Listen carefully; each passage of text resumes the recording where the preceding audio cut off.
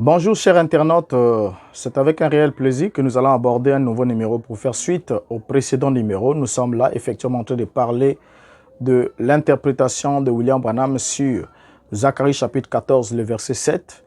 Il nous a montré, comme nous avons lu, nous avons compris cela avec le numéro précédent. Il nous a montré que vers le soir, la lumière paraîtra, que le message du temps du soir a commencé dans l'eau.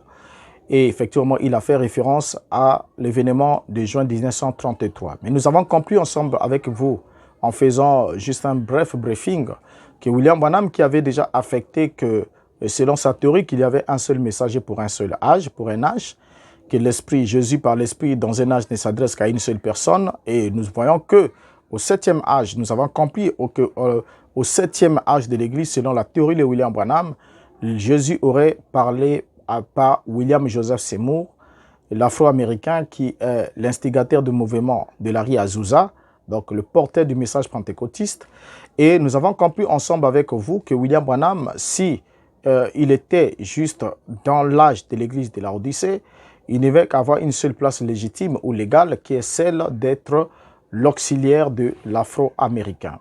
Mais ayant compris ensemble avec vous l'échec de son identification au septième messager du septième âge de l'Église, William Branham a été alors forcé de se créer une autre théorie que nous avons découvert. Premièrement, il a commencé par faire la distinction entre l'Église et l'épouse, selon lui, pour montrer qu'il y a l'Église et il y a aussi l'épouse. Et partant de là, il a affecté Billy Graham comme étant le messager envoyé à l'Église, qu'il appelle Vierge folle, qu'il appelle Vierge folle ou encore soi-disant croyant. Et ensuite, il s'est dit lui-même, il s'identifie comme étant le messager qui est envoyé à l'épouse élue, celle qu'il appelle Vierge sage et qui doit partir dans l'enlèvement. Mais tout en soulignant ensemble avec vous, avant de poursuivre avec ce numéro, William Branham a toujours enseigné que l'enlèvement doit avoir lieu à la fin du septième âge de l'Église.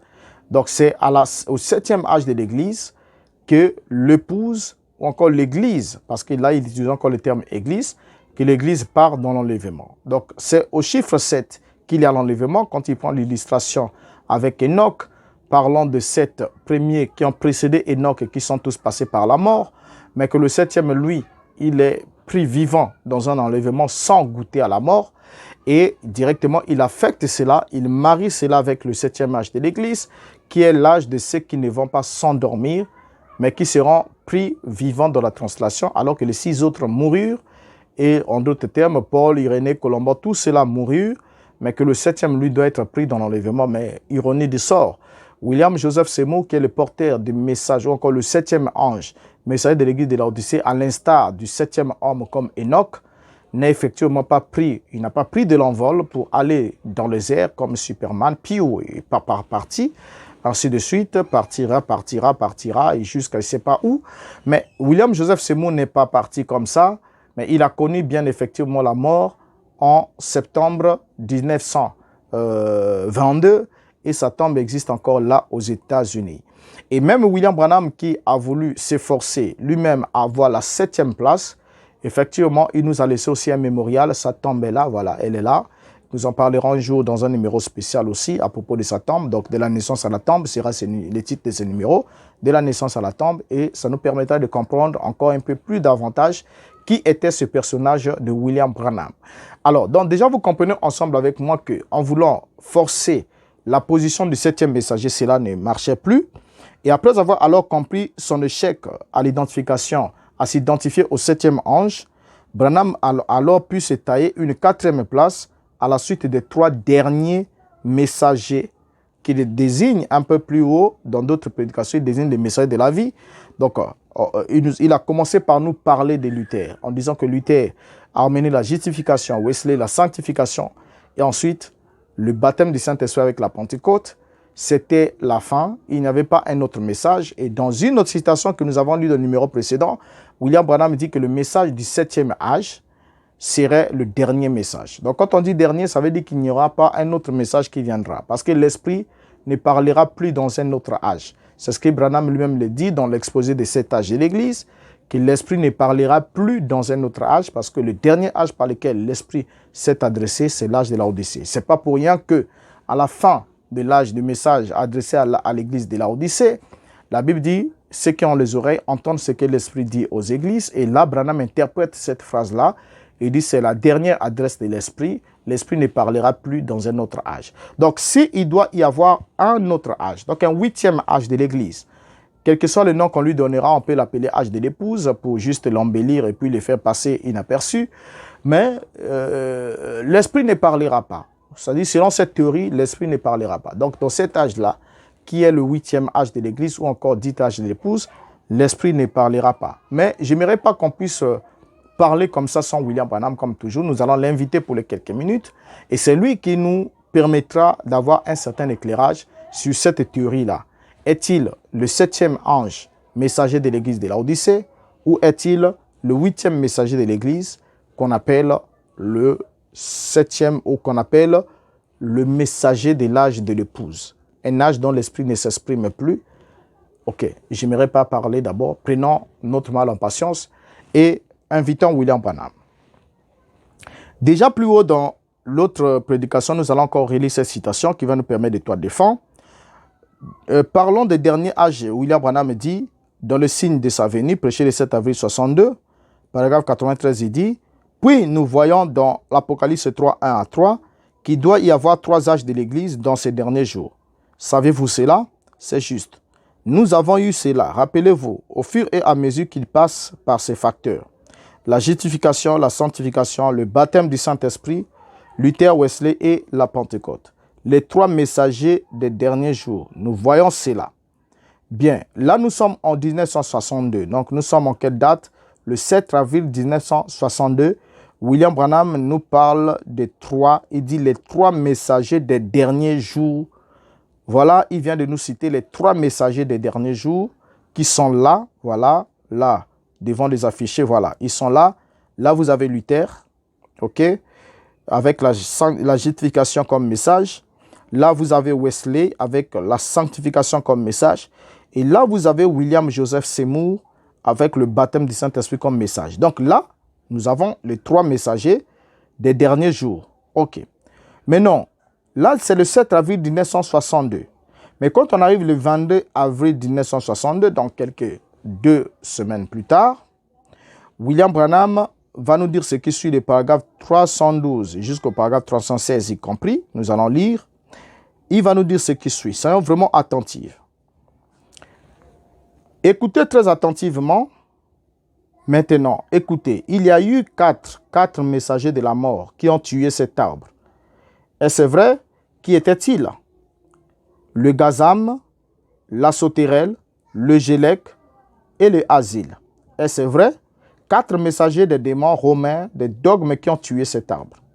L'un a pris les fruits, l'autre a son écorce, ou plutôt il a pris les feuilles, l'autre a pris son écorce, l'autre a ôté la vie, sa vie.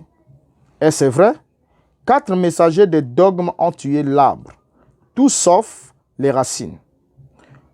Et qu'il y a eu 4 messagers de la mort pour détruire l'arbre. Et s'il y a eu 4 messagers de la mort pour détruire l'arbre, il y a 4 messagers de la vie qui restaurent l'arbre. Voilà, ça c'est le paragraphe 312 de la restitution de l'arbre de l'épouse. Donc Branham nous dit que s'il y a eu 4 messagers de la mort pour détruire l'arbre, il y a 4 messagers de la vie qui restaurent l'arbre. Déjà, à partir de ce moment-ci, on se rend compte qu'on a un tableau à 8. On n'aura pas un tableau à 7. Et l'une des questions que j'aimerais poser à nos amis prédicateurs et croyants du message du temps de la fin. Les 4 premiers messagers de la mort, donc le premier messager romain, que William Branham appelle les messagers de la mort, ont détruit l'arbre. Donc les gazam, les asiles, la sotérel, les gélèques, tout ça là, ils ont détruit l'arbre prétendument de l'épouse, ok, qui doit être restitué, qui doit être restauré. Mais où étaient Paul, Irénée, Colomban, Martin? Où étaient-ils? Effectivement, je me pose la question de savoir. Où est-ce qu'ils étaient en tant que messagers? Ils étaient censés être les défenseurs de cet arbre. Ils étaient censés être les défenseurs par leur message si cette théorie tenait. En d'autres termes, ça veut dire que c'est des gars qui réellement étaient en récré et qui ne foutaient absolument rien. Parce que sous leur ministère, l'arbre a été détruit. Les feuilles ont été détruites, les fruits ont été détruits, l'écorce a été détruite. Et effectivement, ce n'est que la racine qui est restée. Alors, William Branham déjà nous présente un tableau à 8. Il nous dit, s'il y a eu 4 messagers de la mort pour détruire l'arbre, il y a 4 messagers de la vie qui restaurent l'arbre. OK? Donc, ça fait 4. Ce qui doit effectivement nous emmener au chiffre 8. 4 qui ont détruit, 4 doivent restaurer. Donc là, nous sommes au chiffre 8. Le tableau déjà se dessine lui-même. D'accord? Alors, au paragraphe 313, il ajoute, « Comprenez-vous cela? Amen. Car Dieu a dit, je restaurerai cela. Comment va-t-il restaurer cela? Par 4 messagers de la mort, il a été détruit. Alors 4 messagers de la vie restaureront cela. Qui fut le premier? Martin Luther avec la justification. Qui fut le deuxième? John Wesley avec la sanctification. Qui fut le troisième? La Pentecôte avec la restauration des dents, le Saint-Esprit, le baptême du Saint-Esprit. Qui était le quatrième? La parole. Quoi? La parole. Bien. Déjà là, ça commence à devenir très intéressant. William Branham nous cite les 4 messagers de la vie qui doivent restaurer l'arbre de l'épouse. Mais seulement, il nous cite le nom de Luther avec la justification, son message. John Wesley avec la sanctification. Et qui était le troisième? La Pentecôte avec la restauration des dents, le Saint-Esprit, le baptême. Mais au fait, ça a toujours été incroyable. Au fait, je n'ai jamais compris. Je n'ai jamais compris, je ne sais pas si vous le comprenez, pourquoi le 7e messager n'était jamais nommé. Le porteur du baptême du Saint-Esprit, le message pentecôtiste, Joseph William Seymour. Pourquoi est-ce qu'il n'était pas nommé? Est-ce parce qu'il était noir? Le seul noir parmi les 7? Et que cela donnait vraiment du fil à retordre à William Branham de ne pas nommer, de ne pas dire son nom? Est-ce la question? Je crois que ça doit être l'une des questions. Parce que cet Afro-Américain, rappelons-le pour ceux qui ne le savent pas, était le premier pasteur à militer pour l'égalité raciale entre les Noirs et les Blancs aux États-Unis d'Amérique. Fouillez l'histoire et vous allez en apprendre assez. Donc avant même que Martin Luther King et les autres puissent organiser des mouvements civiques déclarant tout cela, le premier à s'élever contre ça, c'était effectivement Joseph William Seymour, mais il est en porte-à-faux avec William Branham. William Branham est en porte-à-faux avec lui parce que lui, il militait pour l'égalité raciale et William Branham, en son temps, militait pour la ségrégation raciale. Il ne voulait pas qu'il y ait l'intégration, il voulait qu'il y ait la ségrégation, bien qu'il a dit de sa bouche qu'il était pour l'intégration, mais l'interdiction du mariage entre l'homme, entre le noir et le blanc, était une doctrine de la ségrégation et William Branham en était effectivement partisan. Cela a déjà été démontré. Alors, donc ici, William Branham nous dit que le 4e, c'est la parole. OK? Qui était le 4e? La parole. Quoi? La parole. Bon, le 4e, c'est la parole. Pour les autres messagers, ils ont des noms. Mais le 4e, c'est la parole. OK? Le 4e messager, c'est la parole. Il vient avec quel message? Parce que les autres aussi, celui qui a prêché la justification est venu avec la parole. Celui qui a prêché la sanctification est venu avec la parole. La Pentecôte, ils sont venus avec la parole. N'est-ce pas? Maintenant, qui était le 4e? La parole. Quoi? La parole. Continuons le paragraphe 314. Il dit, il y a eu 4 grands prophètes. L'un d'eux, Martin Luther, a commencé à faire briller une lumière. C'était une petite lumière, juste une très petite force de justification. Puis vint Wesley, plus fort, la sanctification. Après Wesley vint un plus fort que lui, la Pentecôte, le baptême du Saint-Esprit dans un autre grand prophète. Voyez, mais dans les derniers jours, selon Malachie 4, Élie doit venir avec la parole elle-même. Bien, ça c'est le paragraphe 314, ok? Nous sommes en train de lire William Branham. Donc au paragraphe 314 ici, William Branham nous dit qu'il y a eu 4 grands prophètes. Vous savez que le prophète, c'est le porteur de la parole. Selon la définition de William Branham, le prophète, c'est celui à qui vient la parole, selon sa définition à lui, effectivement. Donc Luther est un prophète, Wesley est un prophète, et William Joseph Seymour est un prophète avec le baptême du Saint-Esprit. Mais William Branham va injecter quelque chose, il dit, voyez, mais dans les derniers jours, selon Malachie 4, Élie doit venir avec la parole elle-même.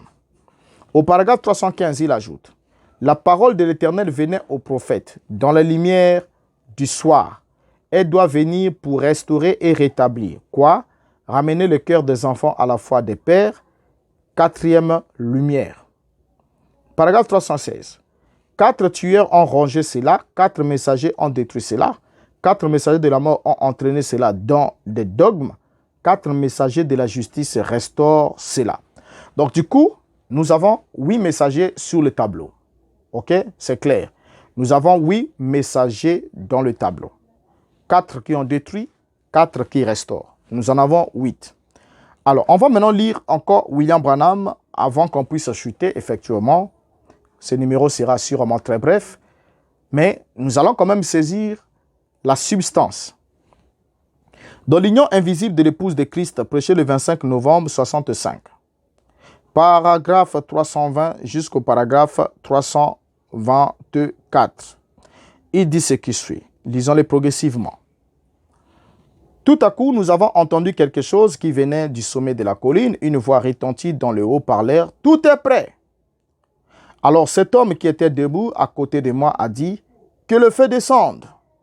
Et voilà, ça s'est mis à dévaler la montagne, un glacier de feu et de flammes. C'était impressionnant à voir. Frères, préparons tout, car un de ces jours, le feu va descendre. Nous allons monter. Maintenant, préparons-nous pour le moment où le feu descendra. Nous sommes dans les derniers jours, nous le savons tous, et nous sommes prêts pour la venue du Seigneur. Ce qu'il faut faire, c'est de vous préparer, de vous séparer de tout péché. Séparez-vous de tout ce qui est de ce monde. N'aimez pas le monde ni les choses du monde.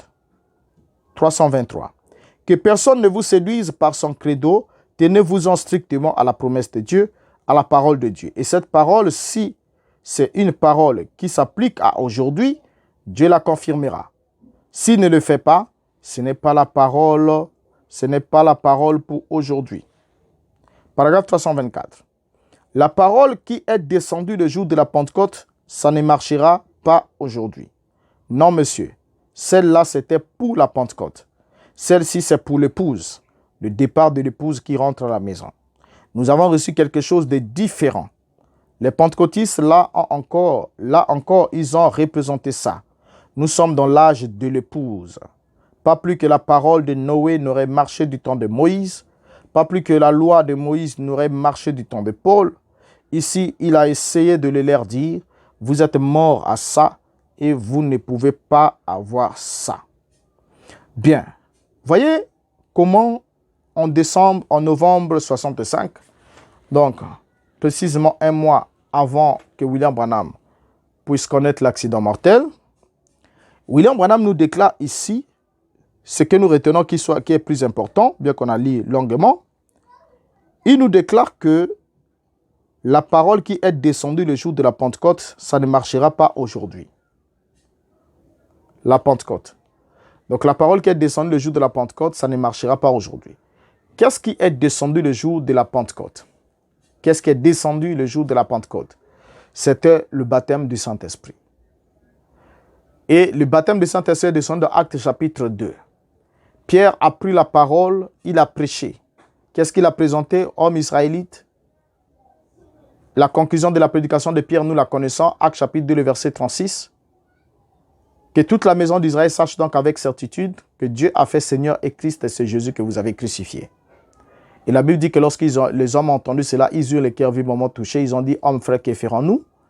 Et Pierre leur répond, répentez-vous que chacun soit baptisé dans le nom de Jésus-Christ pour le pardon de vos péchés et vous recevrez le don du Saint-Esprit. Alors, cette parole-là que Pierre a prêchée, lui qui avait les clés du royaume, qui devrait ouvrir et le ciel ouvrait, qui devait fermer et le ciel fermait, voilà que cette parole ne peut plus marcher en 1965. Ça ne peut plus marcher en 1965 selon William Branham. Vous savez, quand vous lisez le message de William Branham, vous trouvez que c'est facile. Pour certains qui disent, écoutez, non, nous on croit qu'il était prophète, il nous a ramené à la foi des apôtres, tout et tout. Mais quand on lit ces genres de déclarations, il y a vraiment une pagaille organisée. une pagaille qui s'installe là. Une défiance. Il dit la parole qui est descendue le jour de la Pentecôte, ça ne marchera pas aujourd'hui. Non, monsieur. Celle-là, c'était pour la Pentecôte. Celle-ci, c'est pour l'épouse. Le départ de l'épouse qui rentre à la maison. Nous avons reçu quelque chose de différent. Nous avons reçu quelque chose de différent. Donc, si William Branham, avec son âge de l'épouse, ont reçu quelque chose de différent, ça veut dire que ce qu'ils doivent avoir est quelque chose que les apôtres n'avaient pas. C'est quelque chose qu'ils n'avaient pas. Donc, une autre divinité, une autre adoration, un autre culte, un autre message, un autre tout. Donc, ça doit être quelque chose de différent. Quand on dit différent, c'est différent. Ne dites pas que non, William Branham a prêché. Ici, nous sommes à 1 mois de sa mort. Donc, il est à la fin de sa vie. Il voit la fin s'approcher. Il doit donner tous les conseils de Dieu à ceux qui le suivent. Il a fait comprendre déjà que la parole qui est descendue le jour de la Pentecôte ne marchera pas aujourd'hui. Regardez comment il continue dans toujours cette citation qu'on est en train de décortiquer. Il dit, nous avons reçu quelque chose de différent. Les pentecôtistes, là encore, ils ont représenté ça. Voilà. Donc, les pentecôtistes ont représenté la parole qui est descendue le jour de la Pentecôte. Voilà pourquoi les pentecôtistes prêchent les dons de l'Esprit, le baptême du Saint-Esprit, toutes ces choses-là. Ils ont représenté cela.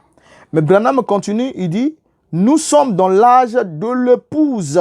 Nous sommes dans l'âge de l'épouse. Donc, Branham ici classe les pentecôtistes dans l'âge de l'église. Et il dit, nous sommes où? Dans l'âge de l'épouse. Donc, c'est dans l'église qu'on doit parler de Actes chapitre 2, 38. Selon William Branham. Parce que Pierre l'a prêché. C'est la parole qui est tombée le jour de la Pentecôte. Mais une fois qu'on rentre dans l'âge dit de l'épouse, qui a reçu quelque chose de différent, il est absolument impensable et insensé de voir un prédicateur dit du message du temps de la fin, qui dit croire en William Branham comme étant un prophète messager, comme étant je ne sais pas tout et tout et tout, mais qui continue à baptiser les gens au nom du Seigneur Jésus-Christ. Mais comment? Et pendant qu'il prêche qu'il est dans l'âge de l'épouse, mais il pratique un baptême des âges de l'Église, qui est conforme à l'Église, puisque c'est descendu, c'est la parole qui est descendue le jour de la Pentecôte, qui ne peut plus marcher aujourd'hui, parce que cette parole qui est descendue le jour de la Pentecôte n'a pas permis à l'Église d'être départie dans l'enlèvement. Tous ceux qui ont cru à cette parole ont fini par aller dans la tombe et attendre la résurrection pour être enlevés, selon la théorie de William Branham. Mais il faudra que les gens reçoivent quelque chose de différent qui leur procurera la foi de l'enlèvement, afin qu'ils ne terminent pas comme ceux qui les ont précédés, mais qui s'envolent un jour de la terre pour décoller et aller vivre au ciel, dans le ciel qui a été donné à William Branham, selon la théorie de William Branham. Alors, je me pose une question de savoir, comment ce prédicateur qui prétend qu'il est dans l'âge de l'épouse continue à baptiser les gens au nom du Seigneur Jésus-Christ? C'est ce que je ne comprends pas. Et je crois que le numéro qui suivra, nous parlerons de la divinité. Je crois, il faudra qu'on soit clair. Je parlerai, je vous le promets, nous parlerons de la divinité de William Branham. Et nous parlerons de cette question-là pour que vous compreniez où sont ceux qui sont en train d'adorer William Branham. Et quelle est la position réellement de ceux qui ne veulent pas l'adorer. Et nous comprendrons ensemble avec vous le fond, le sous-bassement du message de William Branham. Donc ici, là, Branham est clair, nous continuons à décortiquer cette citation. Il continue de dire, nous sommes dans l'âge de l'épouse. Nous sommes dans l'âge de l'épouse. Là, nous sommes en 1965. Nous sommes dans l'âge de l'épouse. C'est quel âge? Ce n'est pas le 7e âge de l'Église. Parce que le 7e âge de l'Église, c'est l'âge pentecôtiste de l'Odyssée. Nous sommes dans l'âge de l'épouse. Pas plus que la parole de Noé n'aurait marché du temps de Moïse. Donc, la parole de Noé n'aurait marché du temps de Moïse. Donc, Branham établit une distinction claire et nette. Parce que dans d'autres citations, il dit, au temps de Noé, Dieu avait dit à Noé construire l'arche, mais quand Moïse est arrivé, il a dit, fais sortir mon peuple, les enfants d'Israël. Donc, ils n'ont pas reçu le même message. Donc, la parole du temps de Noé n'a pas marché du temps de Moïse, pas plus que la loi de Moïse n'aurait marché du temps de Paul. Ça, c'est un mensonge. C'est un mensonge parce que Paul n'était pas un hérétique. Paul n'était pas quelqu'un qui prêchait contre la Torah. Paul n'était pas quelqu'un qui était en quelque sorte contre la loi. Mais Paul était clair, je crois que quand on accuse Paul d'être opposé à la loi de Moïse, c'est totalement faux. Totalement faux, parce que Paul était l'imitateur de Christ. Christ ne s'est pas opposé à la loi. Paul dit, soyez mes imitateurs comme moi je le suis pour Christ. Et il a dit à Timothée, ce que tu as reçu de moi en présence de beaucoup de témoins, confie-le à des hommes fidèles qui seront aussi capables de les enseigner aux autres. Donc ici, on ne doit pas faire dire à Paul ce que Paul n'a pas dit ou ce qu'il n'est pas. On en parlera. Il dit ici, il a essayé de leur dire, vous êtes morts, ça, vous ne pouvez pas avoir ça. Donc ça, c'est William Branham. Maintenant, là, nous avons lu dans la prédication du 25 novembre 65. Prenons-le alors le 5 décembre 65.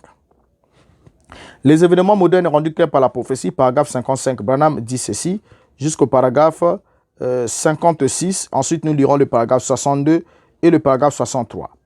Il dit ce qui suit. Vous voyez, un homme peut dire n'importe quoi, mais à moins que Dieu interprète cette parole, vous voyez, là, nous avons notre propre interprétation. Nous disons qu'elle veut dire ceci, et celui-ci, le méthodiste, dit ceci, le baptiste dit ceci, le pentecôtiste a dit ceci, l'unitaire dit ceci, le binitaire dit ceci, et oh là là, c'est ça. Mais Dieu n'a pas besoin d'interprète. Il est son propre interprète. Il interprète sa parole, sa propre parole, en la confirmant dans l'âge auquel elle est destinée, l'âge auquel elle est donnée. Nous ne vivons pas dans un âge pentecôtiste. Nous vivons dans un autre âge. Vous voyez, nous ne vivons pas dans un âge méthodiste, nous vivons dans un autre âge. Nous vivons ici en haut, à l'âge de l'épouse, où l'Église est appelée à sortir et est réunie pour l'enlèvement.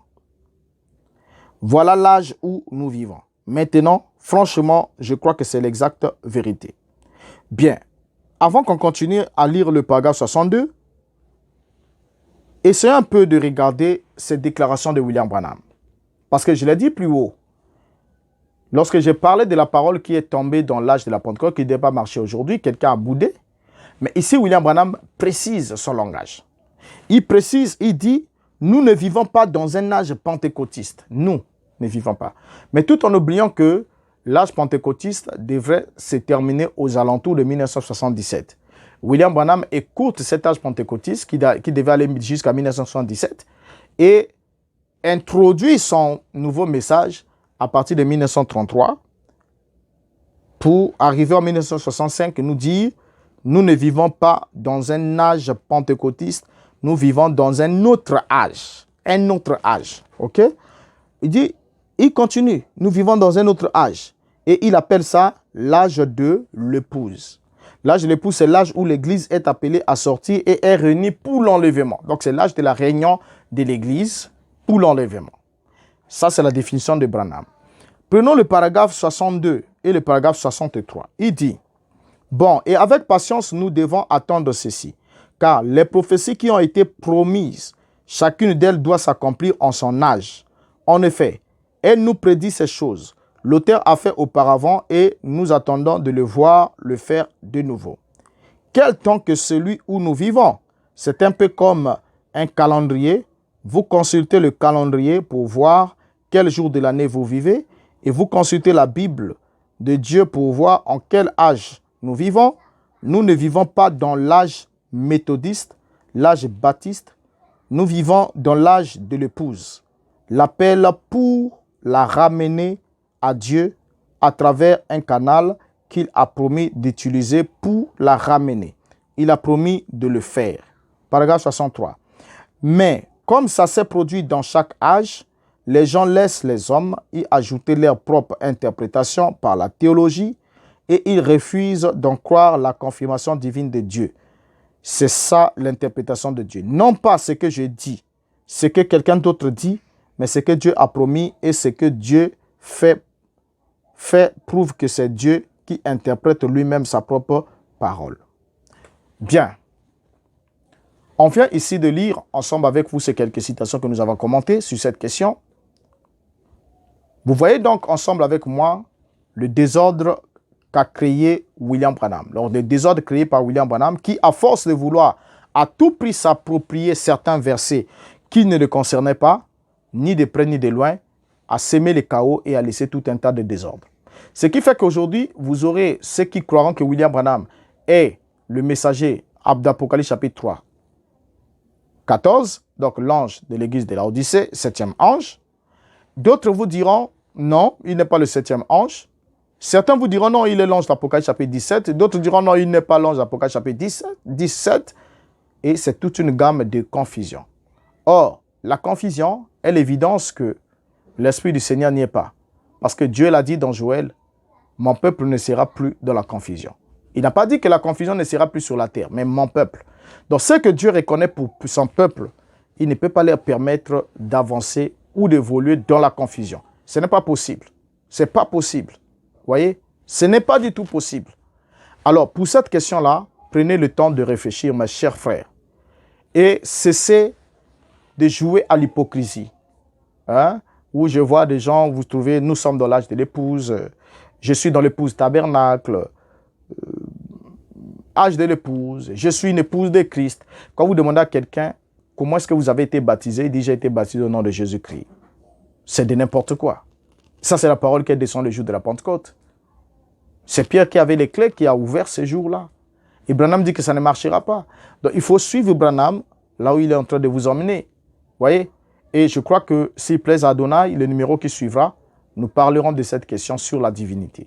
Nous parlerons de cette question et vous comprendrez, mes chers amis, combien les pasteurs qui vous entretiennent dans une hypocrisie. Ils disent croire au message de William Branham, mais en réalité, ils ne connaissent pas le message de William Branham.